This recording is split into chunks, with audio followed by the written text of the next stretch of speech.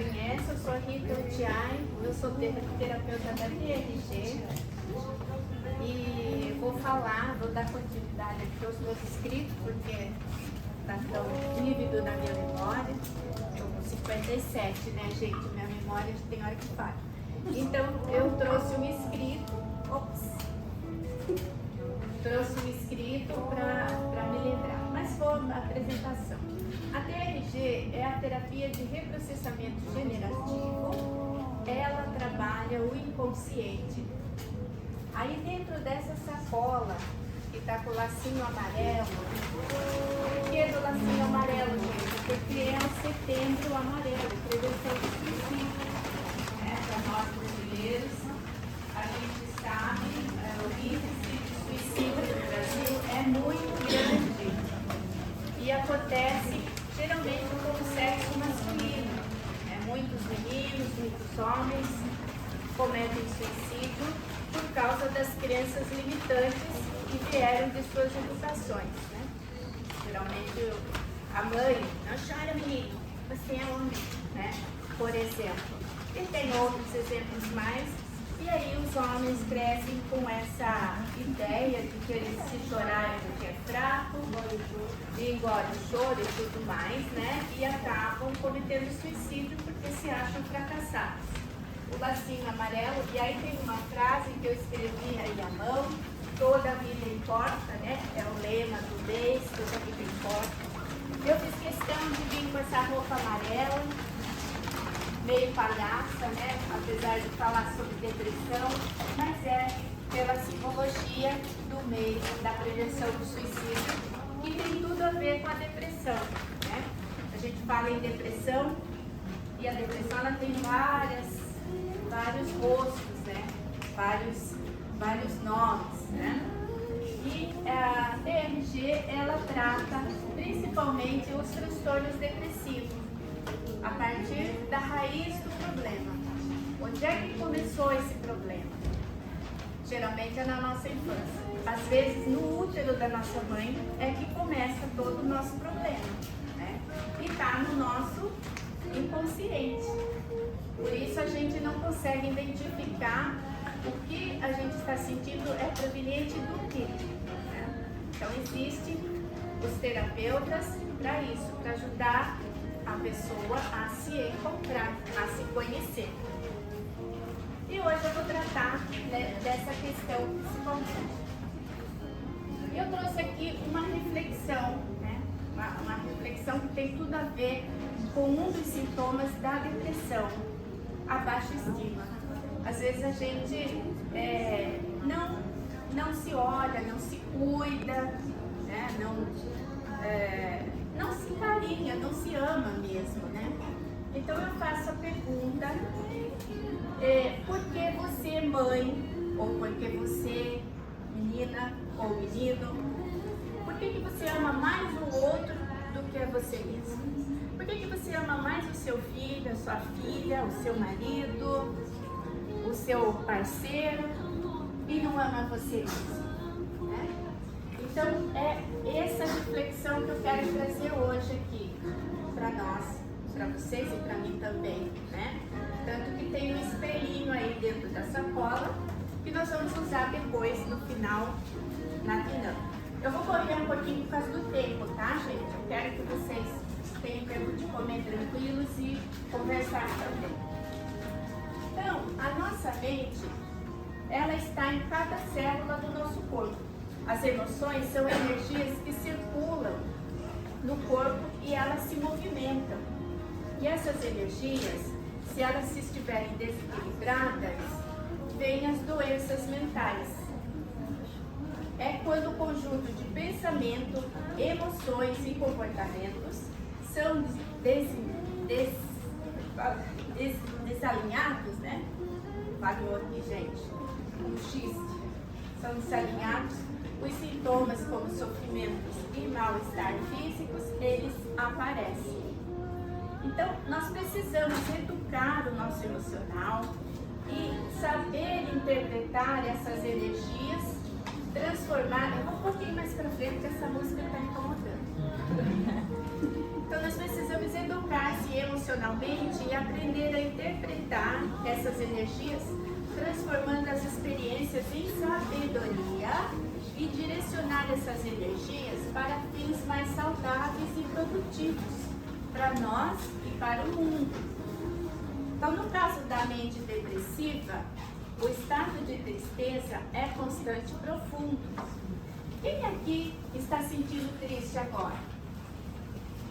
Quem aqui sentiu triste essa semana? Eu. Quem aqui faz mais de 2 semanas que vem sentindo uma tristeza? No caso dela, ela é minha paciente. Gente, isso que eu ia falar. Desculpa, não chegamos ainda, não atingimos ainda a meta. Mas é isso, gente. Passou de 2 semanas ou mais, que aquela tristeza persistente, vai procurar ajuda.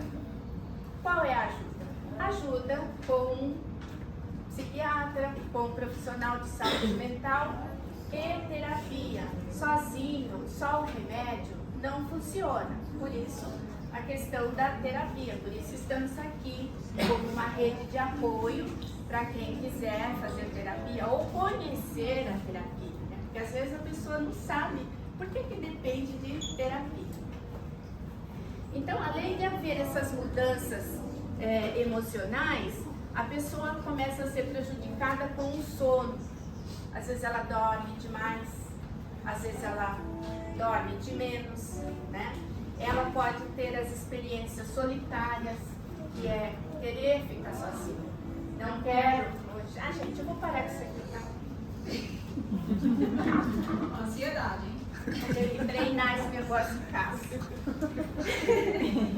Então, no contexto do estado depressivo, o que a gente percebe é que o gênero feminino, nós mulheres, a autoestima cai no nível down, né? A gente nem quer escovar o dente às vezes, não quer lavar o rosto, quer dormir o dia todo, né?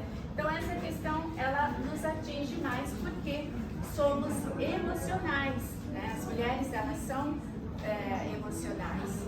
Então esse desequilíbrio que acontece pode fazer o indivíduo se sentir assim, sem desejo de se cuidar, de se amar, né? Porque toda mulher que vai ao salão de beleza fazer um penteado, ela está demonstrando que ela se ama, né? Ou vai ao médico, ou vai comprar uma roupa, qualquer coisa, academia, né? Qualquer coisa que seja para seu benefício próprio. Então, na questão da cultura que a gente vive hoje, né? Uma cultura que é muito consumista. As pessoas hoje querem ter mais do que ser. Então elas vêm em busca de coisas que vai comprar, por exemplo, uma bolsa de marca, né? Uma roupa de marca, porque o ter acaba substituindo coisas que aquele vazio que ela tem, né? Mas a autoestima não melhora mesmo assim, né? A gente anda nessa ditadura do ter, tanto que a gente fala claramente, né? Quanto custa? Ai, qualquer dinheiro compra tudo, né? Então a gente vive nessa sociedade que nos faz ficar consumista ou então querer ter aquilo que o outro tem, né? Então, a aparência da pessoa acaba sendo influenciada pelos valores éticos do consumir, né? Os objetos de luxo. Então, a gente precisa tomar cuidado, assim, será que isso que eu estou comprando é realmente necessário? Né? Será que... porque às vezes você compra um negócio lá no aplicativo e você deixa em casa e não usa. Né? Mas ao passo que se você estiver bem emocionalmente, você vai pensar mais. Eu vou comprar isso porque realmente eu estou precisando, porque realmente eu vou utilizar. Então isso também envolve a nossa autoestima. Ai, fulaninho lá no Insta apareceu que esse negócio é bonitinho, vou comprar. E compro e não uso. Então é assim, a cultura do ter ao invés do ser. Né? Nós temos que entender a essência, o que nós somos de verdade. Então quando a gente é fiel à nossa essência e não tem a necessidade de ficar validando a nossa autoestima, a gente elimina vários medos e várias ansiedades também. Porque tanto faz você estar com aquela vestimenta ou com a outra, você está com o intuito de agradar a si próprio, não o outro. A autoestima elevada, ela nos dita isso, né? Eu tenho que estar bem para mim, né? Eu vou me arrumar para mim, eu vou ao salão de beleza para mim, né? É assim que devemos validar a nossa essência, né? Mas a questão que devemos levar em conta também é o estilo de educação que nós tivemos. Todos nós aqui, principalmente o pessoal da minha geração, foi educada no ambiente familiar que foi meio bruto, né? Um sistema meio bruto. Não sei vocês, mas eu apanhava todo dia, porque errava em algumas coisas, apanhava. Então, essa questão eu vejo nos meus atendimentos que afetou muita gente, que afeta o emocional de muita gente. Então, Sigmund Freud, ele fala na obra Narcisismo, a introdução ao narcisismo, ele diz assim, eu vou ler aqui para não aparecer nada errado. Quando os pais maltratam as crianças não deixam de amar os pais, porém deixam de amar a si próprios. A criança segue achando que não é merecedora de atenção, não é merecedora de ser notada e principalmente não é merecedora de amor. E ao sentir abandonada, se culpam e acham mesmo que não merecem nada. Então, a maioria de que recebeu esses maus tratos na infância, eu estou falando por mim, né? Tive e faço terapia, sou terapeuta e faço terapia também. Então, olha só, você pode ter vindo de uma família que esses afetos está te afetando até hoje, porque a sua caixa preta, né, o inconsciente, está lá gravado, essas informações. Então, tomar consciência de que a educação rígida que talvez levou, pode estar afetando, né, é imprescindível. Porque a maioria dos pais antigamente, eles achavam que não podiam ser amigos dos filhos, que tinham que impor respeito, né, ser o sistema, falar sempre o que o filho tinha que fazer, não ouvindo o que a criança quisesse falar, né? Então isso afeta a vida adulta daquela criança, né? A criança interior está ali, como se estivesse ainda vivendo aquela situação. E aí a gente tem que trabalhar isso, aqui eu estou resumindo muito para o tempo, né? Mas assim, trabalhar essas questões. Que tipo de educação eu recebi? Não estou querendo culpar os pais, tá? Porque eu também sou mãe e muitas vezes eu passei essa educação que eu tive para os meus filhos também. Mas é isso, a gente deve refletir no tipo de educação que recebeu e no tipo que a gente vai passar. E o que a gente vai ser. Como diz um escritor muito famoso da psicanálise, Jean-Paul Sartre, com respeito à educação que a gente recebeu, ele diz assim, não importa o que fizeram com você, o que importa é o que você faz com aquilo que fizeram com você. Então, é bom refletir e botar em prática o que vocês escutam nessas pequenas salinhas de conversa, ou o que vocês leem, né? Depois eu vou até mostrar aqui um livro muito interessante para vocês, quem gosta de leitura, né? E agora eu vou apresentar também algumas práticas que são importantes para pessoas com mentes depressivas, para pessoas que percebem essa tendência, né? Às vezes a gente do nada se vê numa tristeza, no vazio, uma falta de perspectiva. Então, todos temos essa situação. Não adianta dizer, ai não, eu sou ilesa. Não somos. Somos seres humanos. E como seres humanos, nós estamos propensos a ter depressão a qualquer momento da nossa vida. Se a gente já teve, a gente pode ter de novo. Por quê?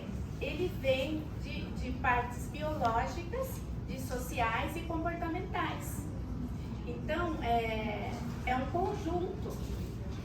E segundo um neurocientista, que eu não me lembro o nome dele agora, ele diz que nós podemos trazer sintomas depressivos ou qualquer outro transtorno a partir de 4 gerações.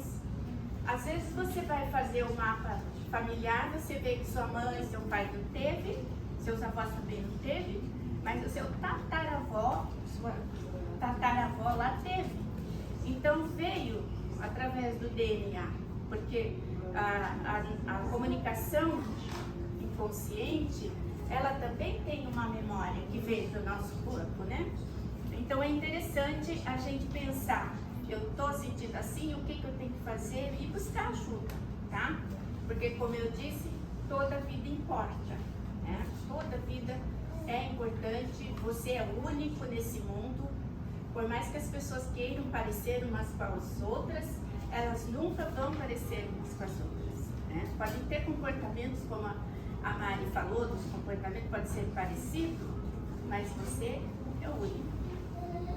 Então vai aqui algumas práticas que são importantes evitar quando se está lidando com a depressão. Tanto quem está enfrentando a depressão, quanto quem está com um problema, que tem um amigo ou um parente vivendo, né? O isolamento, gente. Hoje uma pessoa que não está aqui, ela falou, não quero ver gente. Então eu vim pra cá com meu coração muito apertado, porque era para esse tipo de gente que a gente se reuniu hoje, né?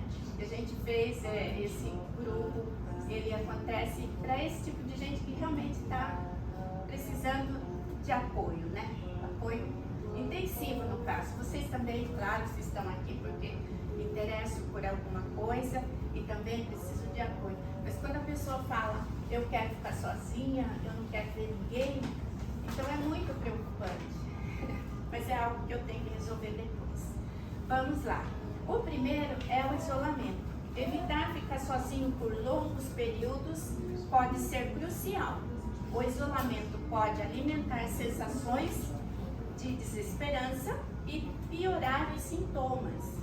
Então, buscar apoio social, até mesmo em atividades simples, como fazer uma caminhada, conversar com uma amiga, chamar a amiga para tomar um café, um chá, né? Como nós fazemos, né, amiga?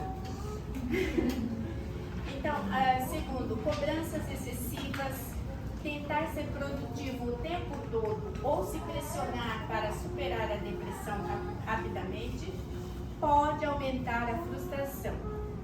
Aceitar a condição e permitir descansar é vital, porque às vezes você quer dormir o dia todo, tudo bem, o seu corpo está pedindo isso, o seu corpo te conhece mais do que você mesmo. Se você está sentindo cansaço, é porque ele quer descansar.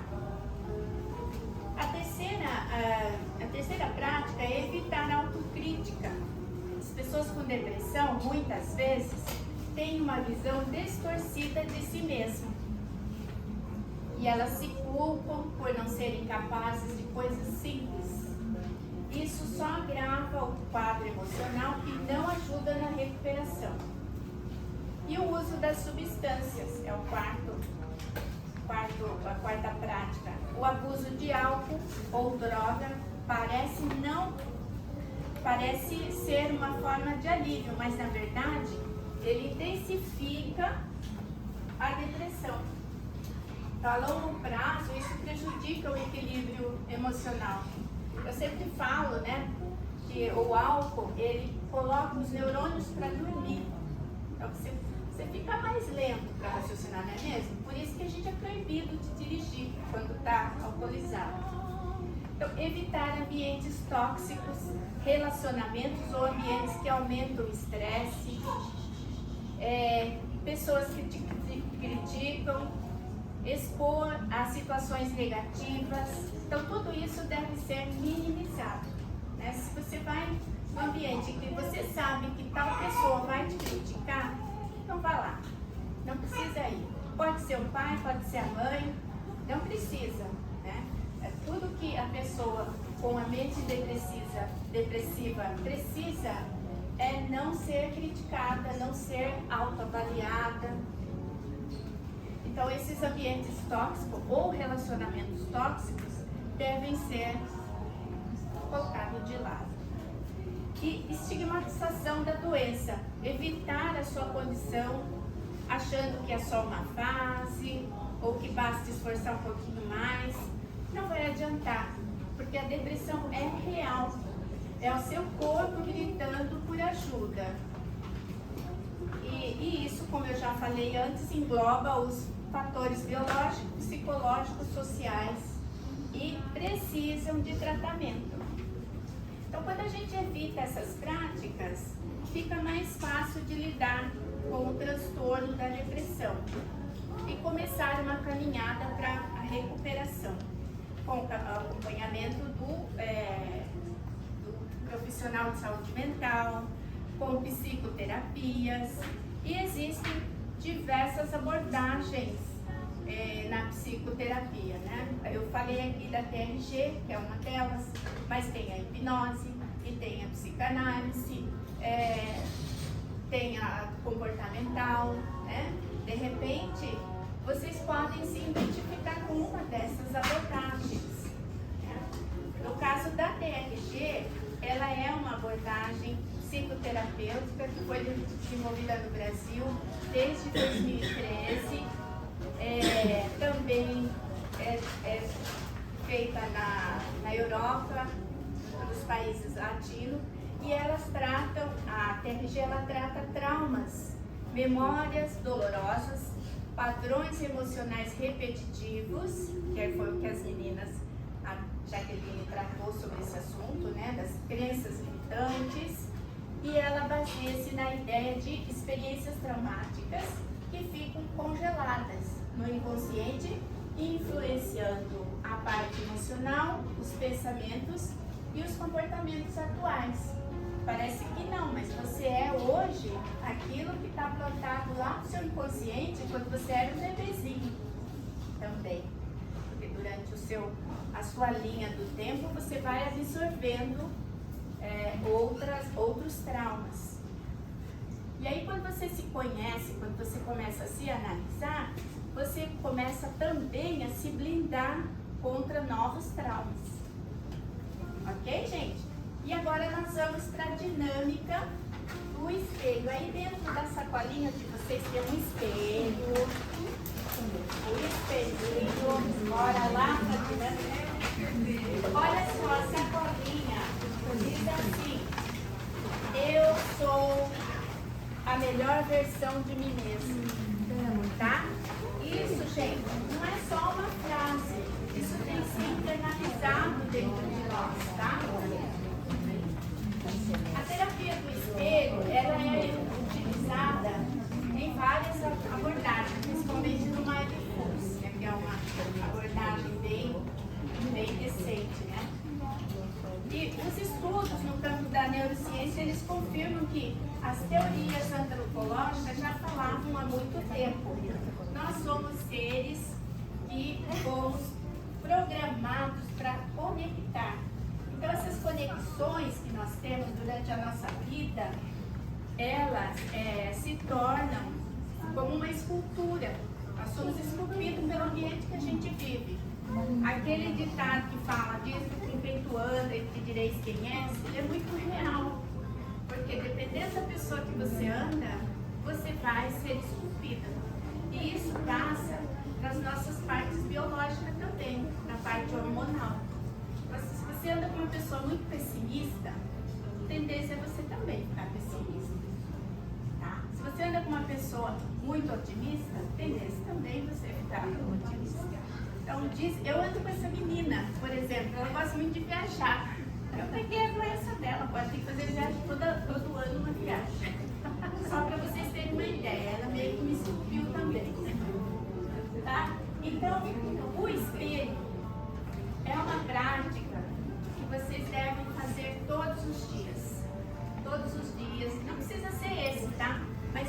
ele na bolsa. Quando alguém fizer algo desagradável, vocês olhem para o espelho e falem coisas bonitas para vocês, tá? Como eu sou linda, como eu sou maravilhosa, meu olho é lindo, você é linda. Falem para vocês, olhem para vocês, vejam o que há de bonito em você, de positivo. De verdade, se quiser falar em voz alta, pode falar. Se vocês. Gente, não veja, não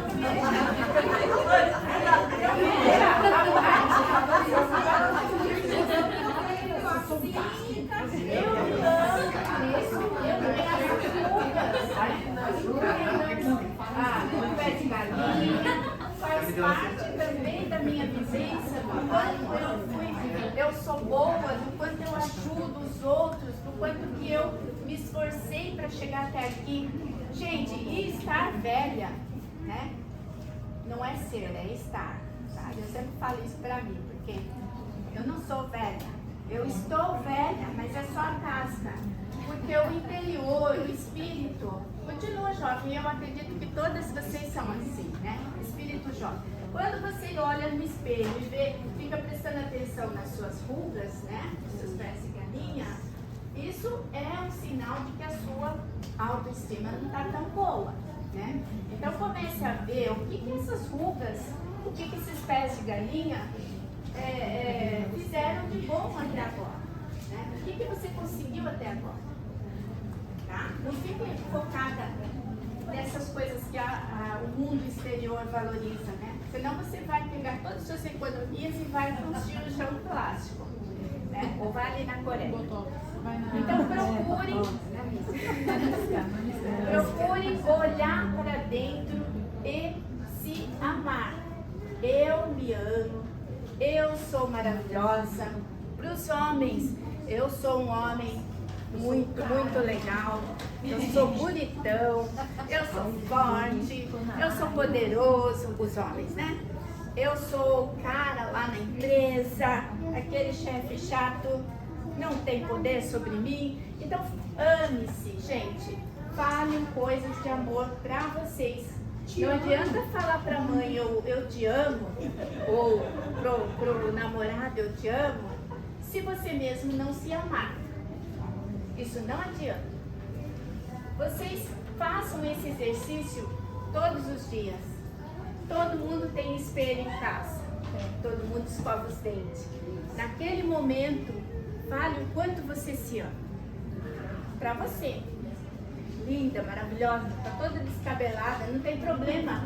Faça bem. Você é a melhor versão de si mesmo. Lembre-se disso, tá? E se abracem. Abracem, né? Nós brasileiros, nós temos necessidade de abraçar. Abrace. Abrace você. Você é linda, né? Você é maravilhosa. Abrace, se ame, tá? Gente, tem uma musiquinha do Capital Inicial, que acho que a maioria de vocês conhece, que diz assim: eu me amo, não posso mais viver sem mim. Eu me amo, não posso mais viver sem mim. Façam isso com vocês, tá? Eu quero uma outra ocasião encontrar com vocês e vocês me contem sobre essa experiência. O que vocês acharam, porque é uma prática que deve ser feita. O amor deve ser desenvolvido dentro da gente.